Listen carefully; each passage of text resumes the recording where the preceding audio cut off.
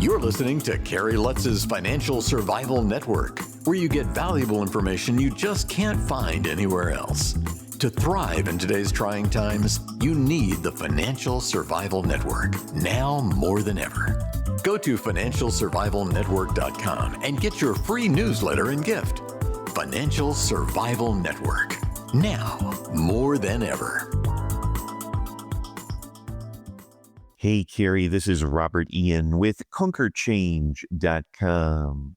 Over the past 30 days, there has been a slow, steady, and escalating series of announcements about layoffs at major U.S. corporations.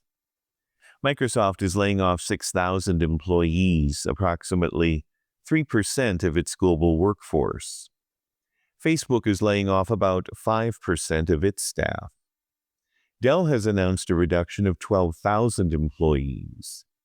UPS is laying off 20,000 people.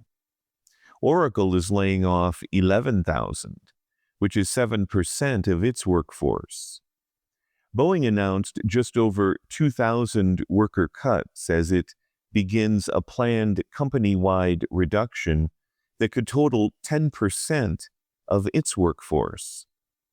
Southwest Airlines announced it would be laying off about 15% of its employees.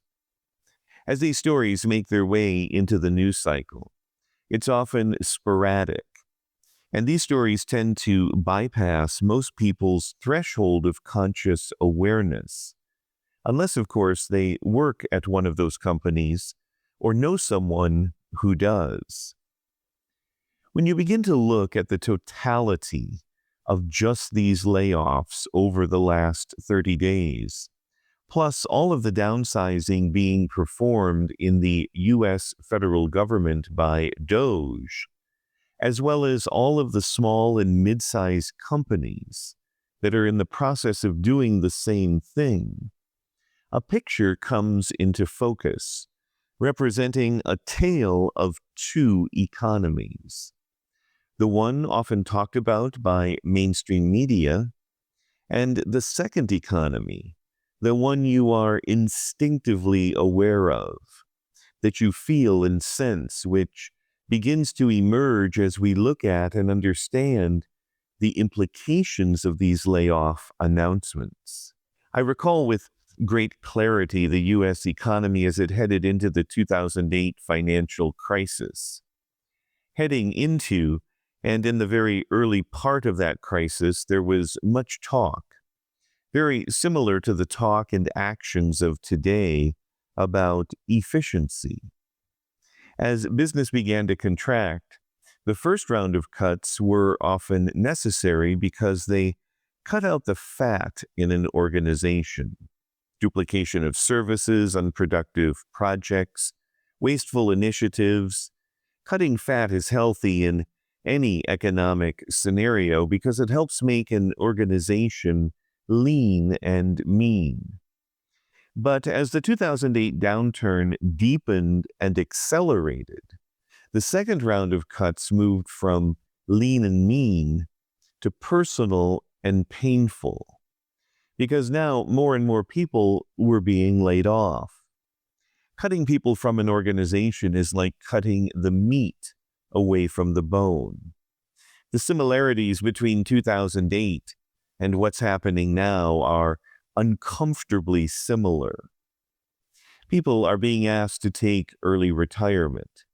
There are job reductions, and the very incentives that attracted talented workers in the first place are being eliminated.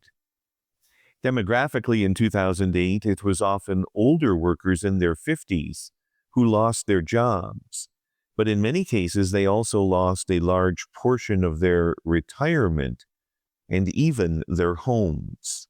The signposts are in front of us again. We ignore them at our own peril. Extras and non-essentials have already been cut. Employee layoffs and location shutdowns are now accelerating.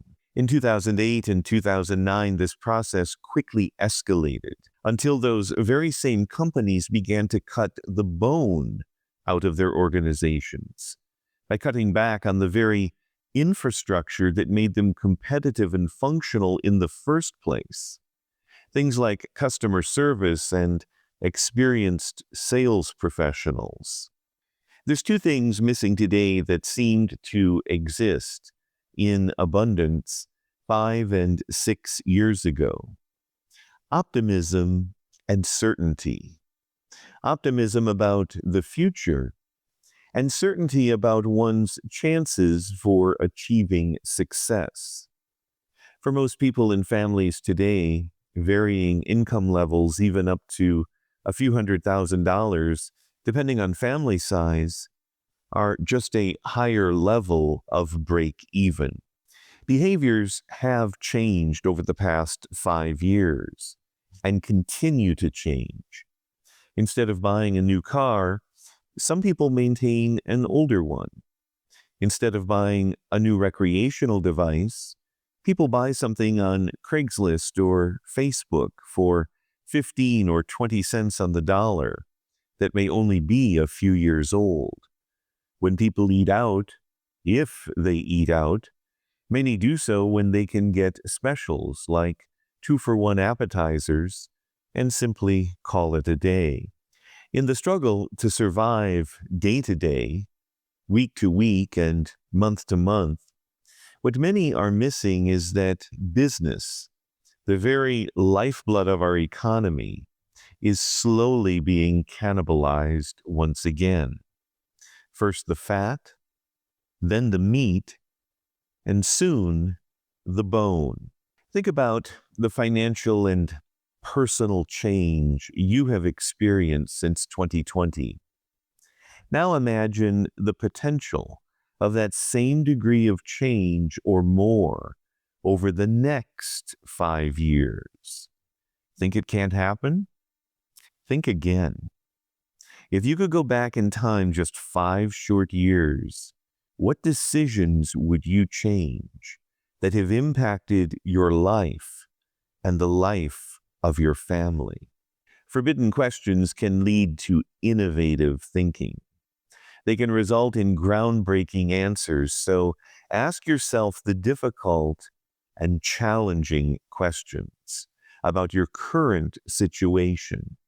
Anticipate the future, act on it in advance, because 5 years from now, you'll be glad that you did.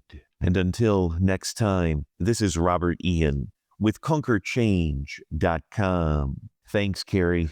Thanks for listening to Carrie Lutz's Financial Survival Network, your solution to today's trying times. For the latest, go to financialsurvivalnetwork.com. Financial Survival Network, now more than ever.